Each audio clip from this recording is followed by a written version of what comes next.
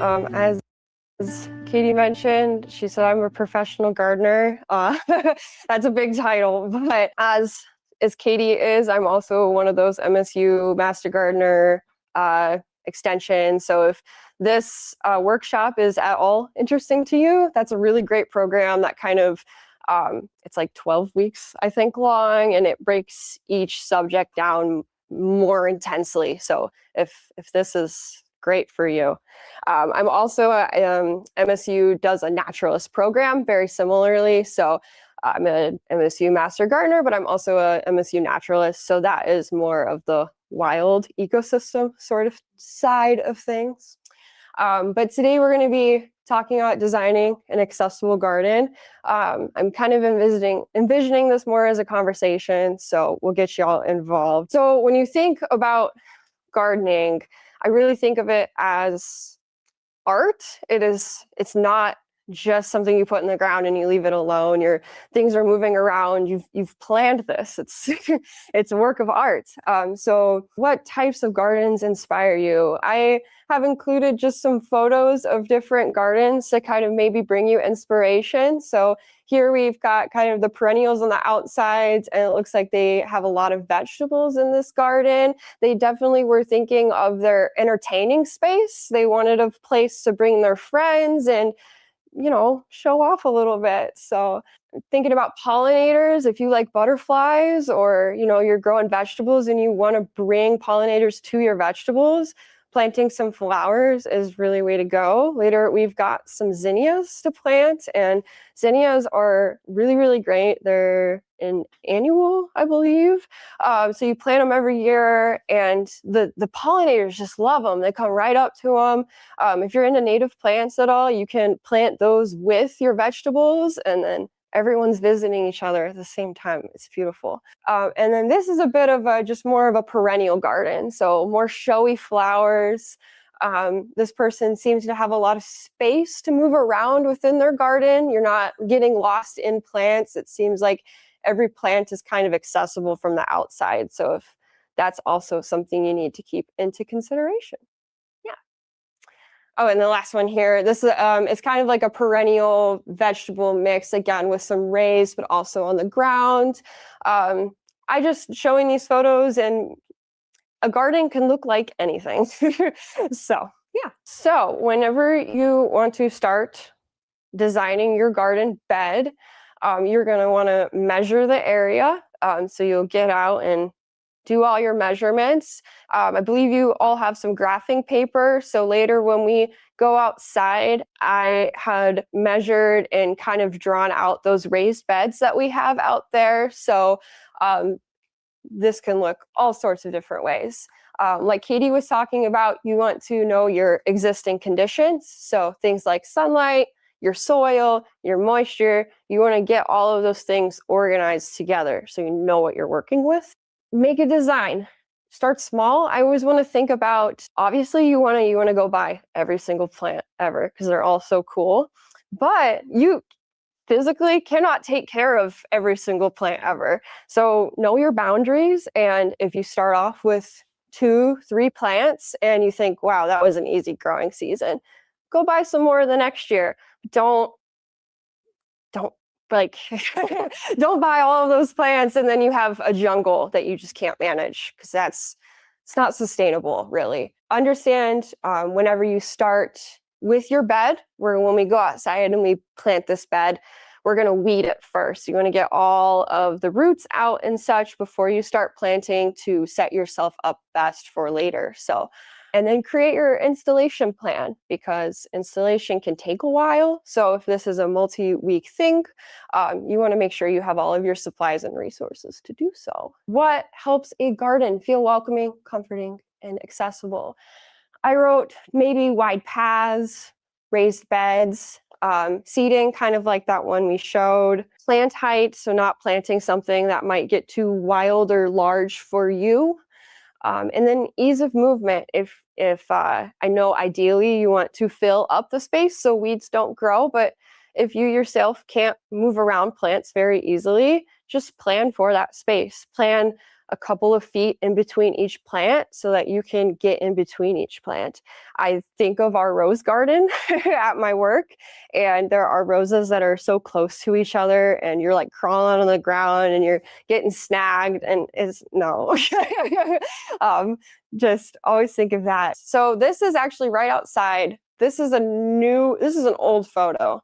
I found this online, I'm going to be honest. But these are the beds we have outside. So the drawing that you have is one of these boxes, and then the 3 little guys are underneath the shade. So these are the wheelchair height. So even it's honestly more comfortable even just to sit. So I'll often, whenever I'm here weeding, I'll pull up a chair and plop down. But so I thought of this was a perfect example of an accessible, welcoming garden, because I feel welcomed when I come here. So this was kind of another example of kind of how I mentioned you might want to be able to move around your plants. The mulch is there to kind of help lessen those weeds, but at the end of the day, this person probably just needed the space to move about their plants and more easily access them. Next, I live in an apartment, so I do not have a yard. I don't have places to do these things. I've got a community garden that I do my vegetables each summer. And then besides that, I'm in pots. So this is what's accessible to me. If all you've got is a patio, maybe you can get some pots. Before we had a patio, I just had indoor plants. So slowly we will acquire different types of plants. But yeah, gardening can look like anything. So choosing your plants. So once you've kind of prepped for your garden that you are creating, you want to think about the plants that you're choosing. Like Katie said, you don't want to just go to the store and buy what you see, because that may not always work in your garden. So native plants can be a really great thing. They are the plants that natively grew here. So before we were here, they were the plants that were growing. They're typically less maintenance required. They do take longer to establish. So they might be slower at the beginning. You might plant something and be like, why is this not flowering for a couple of years? It's just getting its roots in. But once a native is in the soil and it's happy, it's going to thrive, because it was meant to be here. It evolved with our land. So choosing your plants, seeds versus plugs. So whenever you're purchasing plants to go into your garden, you can do seeds, or you can buy the mini plants. The seeds obviously are going to be cheaper and more affordable. They do take longer. Sometimes you have to start them inside, or like do really weird things where you put them in the fridge, or like scrape the seeds before. And if you're not of that caliber, which is so fine, plugs and seedlings are another way to go. They can be a bit more expensive, but it does give you that jump start on not having to do that care beforehand. All of these things you have to keep really watered when you first put them in the ground. So bloom timing. When you're thinking about your garden design, you don't just want a garden that only blooms in the month of June. I always think of the pollinators and the bees. You want them around year-round. So whenever I'm designing a garden, I try and always have at least one thing blooming. Very difficult. I've heard of folks that try and shoot for 2 or 3 flowers blooming at a time. That's even more difficult. But overall, you just want someone to be excited when they see your garden. You want to keep their interest. So a blooming year-round can do that. Same with the spacing. When you're choosing your plants, understand how large they are and if they can compete with each other. And then wildlife support. I know we discussed not wanting deer. There are plants, obviously, that will tag themselves as deer resistant, but sometimes you'll see plants that will suggest that they are like for the hummingbirds or for the other things. Like I can think of bee balm. So any flower that kind of has like a tube the hummingbirds love, because that's how they get their nectar. So if you're interested in attracting a certain type of animal to your yard, you can plant those things and hopefully they will come.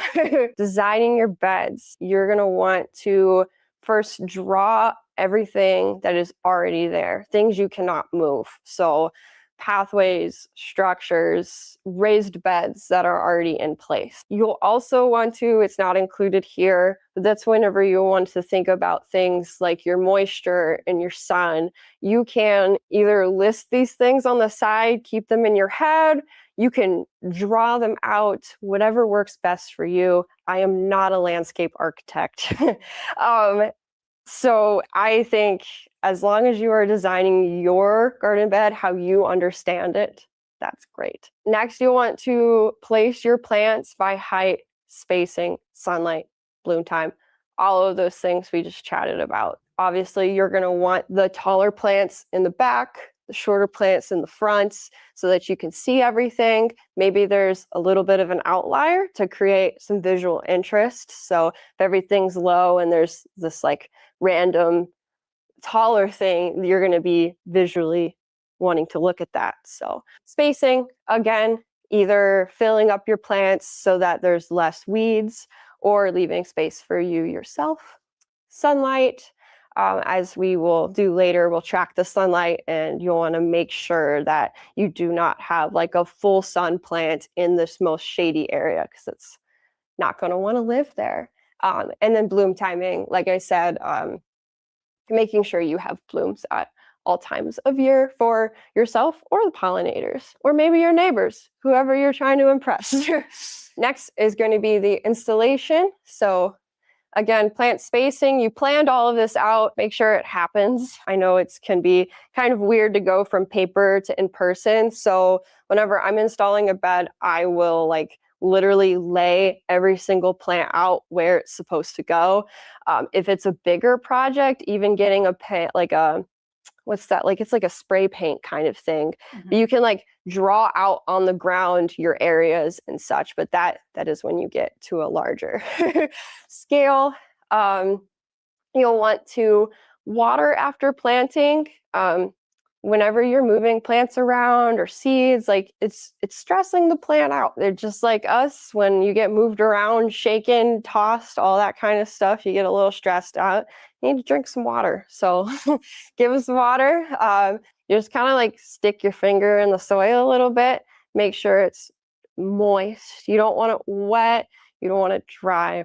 But if you're going to do the fertilizing too, that's a good time to do that. Get it all underneath the mulch and then mulch it. So mulching helps keep the moisture in, so you have to water less.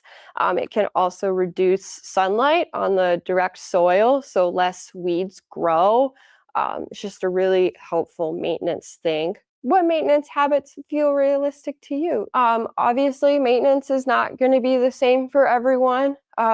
Roses are the most heaviest maintenance ever. If you want a rose bush, you got to be committed to that rose bush. You're waking, breathing, sleeping, thinking about that rose bush all day long. But if that's not for you, it's not for you. That's okay. Get kind of something that's less high maintenance. Weeding often and early, getting weeds out when they're small and tiny is so much more easier than something that is well established, and then you're sitting there like trying to pull it out of the ground, and it's more ground than it is plants. And yeah, water while establishing. Like I said, the plants are really stressed out right after you plant them. You want to keep them alive.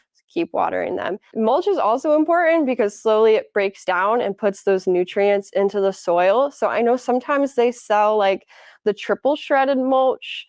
That's okay. It's already really broken down though. So honestly, like if you can find just wood chips, that is the best thing for your garden, because that still has every single nutrient that was in the wood, in the trees. But if you're buying like triple shredded mulch, that the breakdown process has already started, so you are losing out on nutrients that you could have. Beneficial insects. So you can plant certain things to encourage insects to come and hang out. So we'll be planting zinnias today, and one of the insects that it attracts is the Japanese beetle, and those guys really love roses. Like, they will just decimate a rose bush. So if you're wanting to keep your rose bushes, you can maybe plant zinnias elsewhere. It's really debated whether or not you want them with your roses or away from your roses. Maybe just test it out and see, because either you're inviting them to your front door and then showing them the buffet, or maybe they just get stuck at the front door. I'm not really sure. So if you plant the zinnias like on your property but not right next to the thing, same thing with like vegetables. I know rabbits and deer can get like really terrible when you're trying to grow a vegetable. Last summer, we had this jalapeno bush that we were trying to get to grow, and it only ever grew one jalapeno. But we were super excited. Like, every single day we were going out to the garden and looking at this jalapeno, and we knew, like, okay, Wednesday, the jalapeno is going to be ready. We went out on Wednesday and it was just gone. Like, I think a rabbit probably had a really great meal. But you can do things like plant marigolds with your vegetables so that when that rabbit shows up, maybe they will grab the marigold and not your jalapeno. It's all, they're animals at the end of the day. So they may still eat the jalapeno, but yeah. And the dense planting could be nice because it limits your weeds, it limits all of that kind of stuff. So, but as we discussed earlier, that's not for everyone. So only plant densely if it is good with you.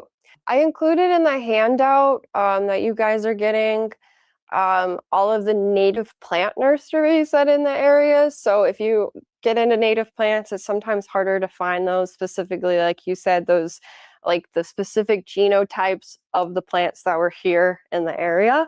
So the closest few are Feral Flora is in Ann Arbor. There's Wild Type Nursery up in Macomb. There's like, I included a whole list. There's like 6 or 7 of them on that handout. So if native plants are something you are interested in, that can be helpful.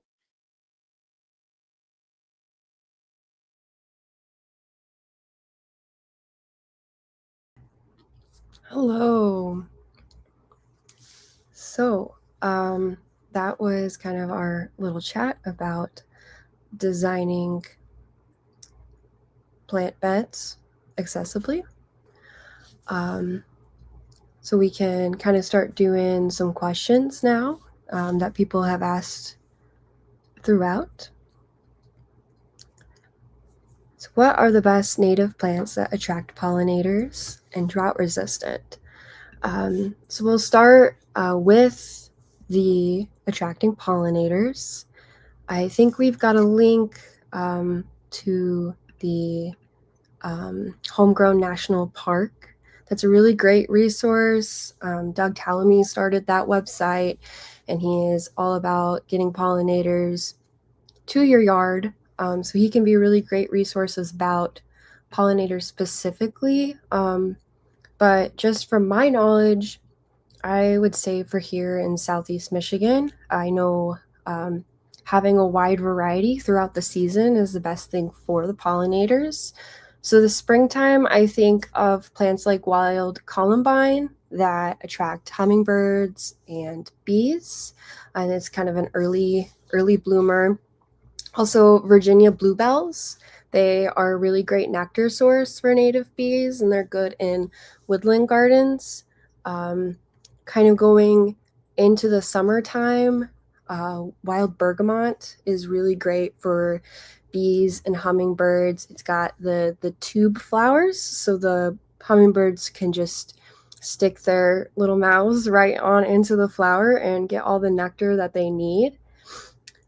Black-eyed Susans are also very popular for pollinators. Lots of visitors with those guys.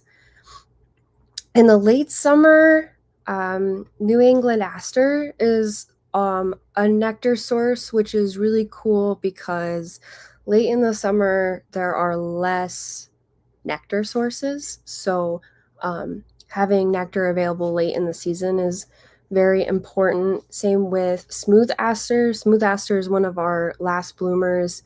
And so it's important to have flowers when everything else has finished blooming. And I'm going to throw Joe Pyeweed out there. It really loves monarchs and swallowtails and native bees. A couple of shrubs that are good for pollinators are things like New Jersey tea, dogwood.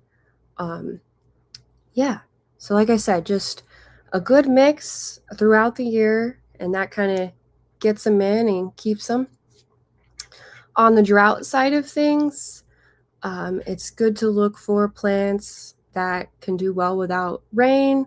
Some summers, like last summer, was a very dry summer, and so it's important to think of these things. A shrub that I can think of is a bottle brush buckeye. It's a very drought-resistant plant. Once it's established, it can tolerate sun or even shade. It claims to be deer-resistant. Deer will try anything. So even if a plant says it's deer-resistant, you may not see that, and that's okay. But you can try the bottle brush. There's also bush cinquefoil that's pretty drought resistant. In terms of flowering plants, I would recommend yarrow. Where I work, we currently have a space that does not get a lot of rain. It's very dry. The yarrow is thriving. The yarrow really likes it. It's very easy to grow. It's got like a very dry stem. It's actually blooming right now. So, and then I would say as far as annuals, wax begonias are really nice. They don't need a lot of rain. But once again, all of the resources we have put into the chat, the Homegrown National Park and the local nurseries, they can all help you find things that need less water. Yeah. The next question, what to look for to find the best nursery in one's area? Personally, go check them out yourself. Find out who is growing your plants. Look at the plants themselves. Ask like where their sources are. If they know where they're getting their plants, that's a really good sign, and that they're taking care of their plants, and that their plants do not have a lot of disease. Once you buy the plant, you can check for really strong roots. So you know that they've been taken care of and all of that kind of stuff. But overall, I would just say know your growers. Go into the nursery yourself. It's good to chat with the staff and see if they are knowledgeable. If you're asking about your plants and they don't know much about the plants that they're growing, that's not a great sign. Yeah, and all of the resources I have given, once again, check those out. And there's also things like native plant organizations or just garden organizations. There's garden clubs in a lot of cities. I'm thinking specifically of Wild Ones as a native plant organization.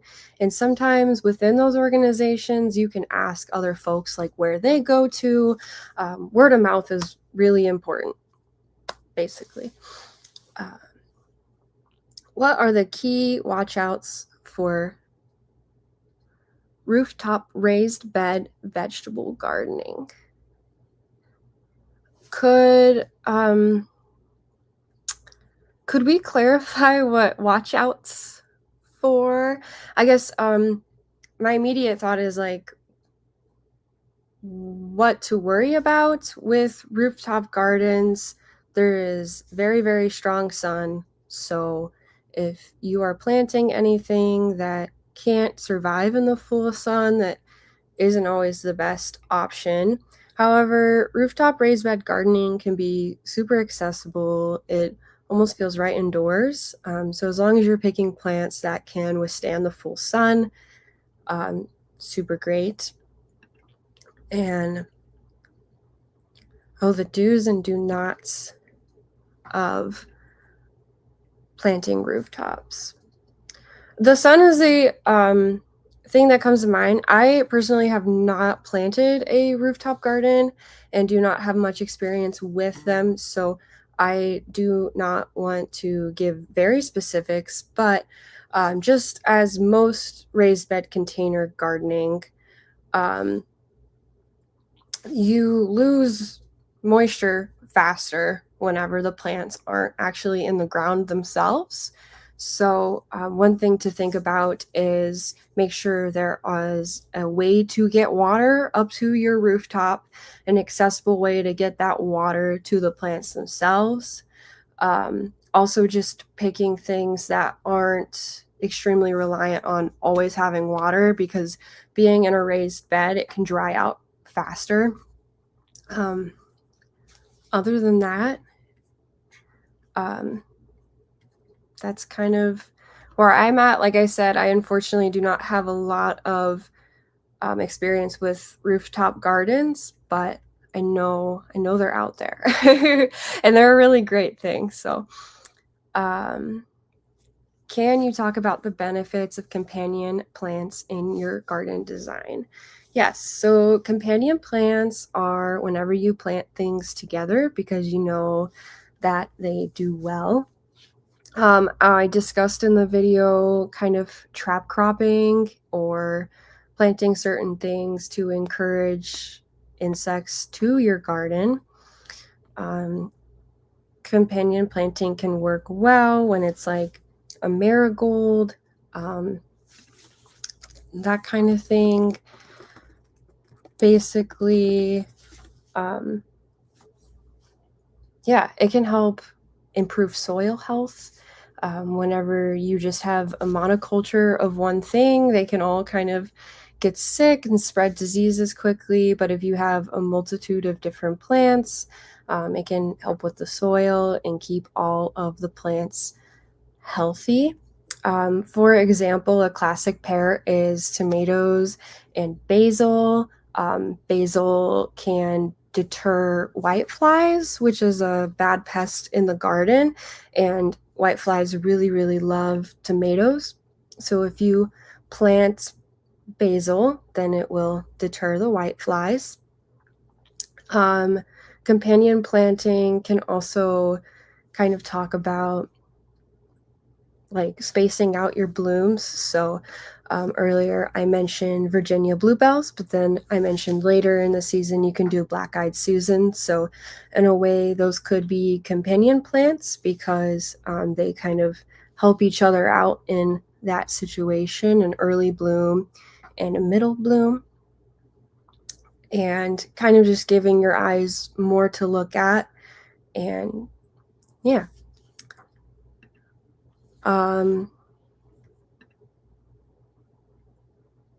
For sure.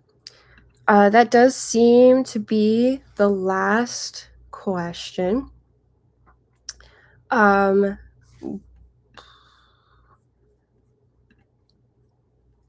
Yes, the rooftop gardening link just got put in there, so that'll be super helpful. One thing I did not mention that was brought to my attention was rotating crops. So if you are doing vegetable gardening in the same space year after year, whenever a vegetable grows, it's going to pull the nutrients that it needs to grow from the soil. And so whenever you want to keep growing, those nutrients are going to deplete themselves. So if you rotate crops out, take a season off and plant either a different vegetable or some flowers that year to kind of give your soil a break, that's a good suggestion on rotating your crops. Which plants should be cut back versus left to overwinter to enhance growth and promote seeding. I'm mostly a native plant gardener, so I honestly am in the boat of leaving the majority of my plants up because insects like to lay their eggs in stems over winter, and then when the springtime comes they can hatch and crawl out of the stems. So I personally think it's important to leave your stems up over the winter, and all of that extra dead material kind of acts as insulation for your garden over the winter. So even through the snow and compaction, it's just kind of creating this nice big blanket for everyone. And then once the snow melts and the temperatures go up, you can kind of watch for kind of when to cut your stuff down. Once it's warm and the insects start coming out, then you can feel free to cut your stems down. In the fall time, if you're interested in collecting seeds, most of the time, once a flower blooms and it dries out, there's some seeds. I know, like specifically milkweed makes those pods. Once the pod kind of starts to crack open a little bit is when you can take those pods off and keep the seeds for next season. You can do things like winter sowing to get those seeds back alive and into those things. Please explain the importance of composting. Composting is really great. I mean, just from an environmental standpoint, getting to reuse your trash is really great. It diverts things from going to the landfills. But whenever you use your food scraps and things, you can create this nutrient-rich soil that you can put into your garden to help things grow.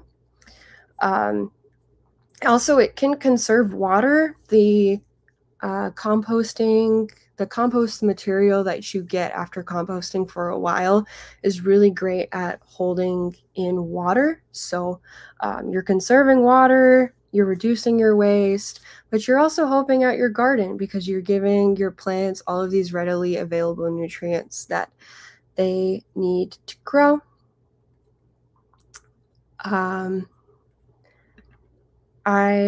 Is there a state wildflower designated to Michigan?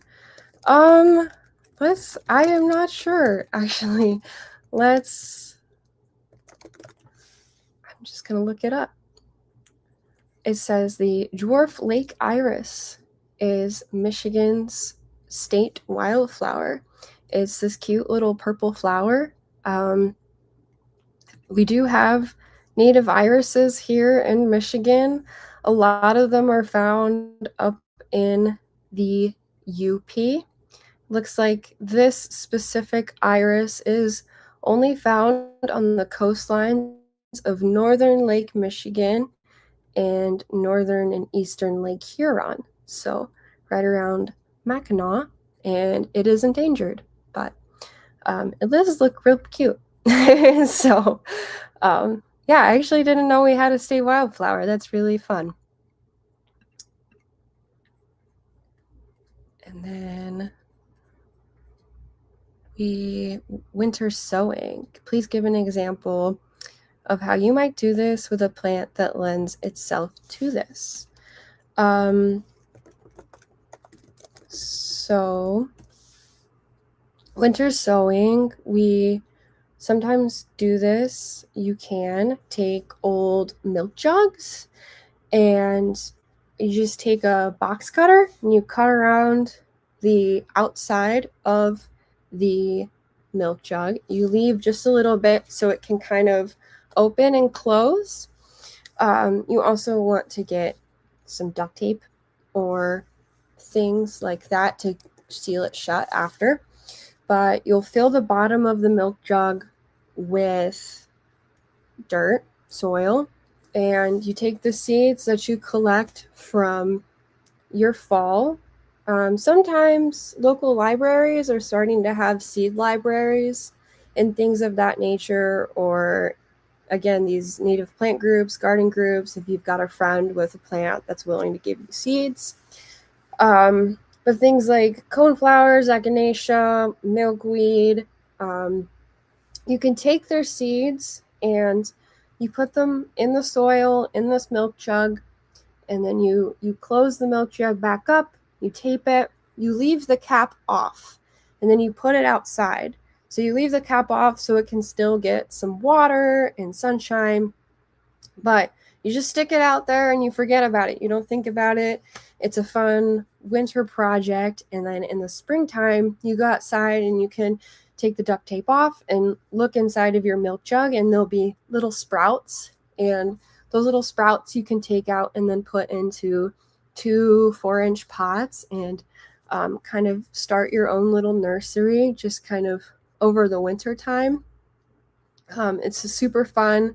If you've got kids or you know kids in your life, they absolutely love this, and it's a good way to kind of get people into gardening.